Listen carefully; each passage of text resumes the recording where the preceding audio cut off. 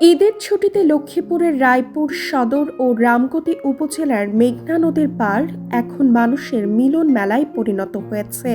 জেলায় মানসম্মত বিনোদন কেন্দ্র না থাকায় হাজারো মানুষ পরিবার পরিজন নিয়ে ছুটে আসছেন মেঘনার তীরে। বিশেষ করে রায়পুরের সাজু মোল্লার ঘাট, আলতাফ মাস্টার ঘাট, সদরের মজু চৌধুরীর লঞ্চ ঘাট ও রামগতির আলেকজান্ডার এলাকার নদী পাড় এখন দর্শনার্থীদের প্রধান আকর্ষণ। বিশাল মেঘনার জলরাশি, জোয়ার ভাটার ঢেউ, নদীর বুক চিরে বয়ে যাওয়া বাতাস ও মনোমুগ্ধকর সূর্যাস্ত ভ্রমণ পিপাসুদের মুগ্ধ করছে। নদীর পাড়ে জেগে ওঠা বালুচর, ঢেউয়ের শব্দ আর প্রাকৃতিক সৌন্দর্যে অনেকেই খুঁজে পাচ্ছেন অন্যরকম প্রশান্তি। ঈদের দিন দুপুর থেকে রাত পর্যন্ত নদীর পাড়ে উপচে পড়া ভিড় দেখা গেছে।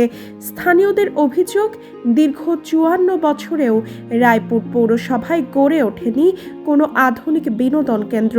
একসময় নির্মিত শিশু পার্কটিও বর্তমানে অযত্ন ও অবহেলায় পড়ে আছে।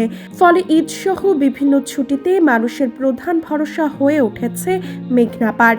দর্শনার্থীরা জানান, এখানে এসে সমুদ্র সৈকতে ঘোরার মতো অনুভূতি পাওয়া যায়। কেউ নৌকা ভ্রমণ করছেন, কেউ পরিবার নিয়ে ছবি তুলছেন, আবার কেউ দূরের চরে ঘুরে আনন্দ উপভোগ করছেন। তবে ট্রলার ও স্পিড বোটে নিরাপত্তা ব্যবস্থা না থাকায় দুর্ঘটনার শঙ্কার কথাও জানিয়েছেন অনেকে। অবসর সময় কাটার জন্য বিশেষ করে ঈদের ছুটিতে সবাই একটু আনন্দ করে, আমিও সেই হিসাবে ঘুরতে আসি।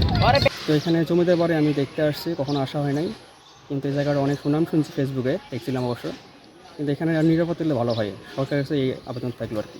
জেলা প্রশাসক এস.এম. মেহেদী হাসান বলেন, ঈদ উপলক্ষে মেঘনা পাড়ে দর্শনার্থীর সংখ্যা কয়েক গুণ বেড়েছে। নিরাপত্তা নিশ্চিত করতে আইন শৃঙ্খলা বাহিনী কাজ করছে এবং ট্রলার ও স্পিডবোট চলাচলেও নজরদারি বাড়ানো হয়েছে। সব মিলিয়ে প্রাকৃতিক সৌন্দর্য, নির্মল বাতাস ও মানুষের প্রাণ চাঞ্চল্যে রায়পুর রামগতির মেঘনা পাড় এখন দক্ষিণ অঞ্চলের এক অনন্য ভ্রমণ গন্তব্যে পরিণত হয়েছে।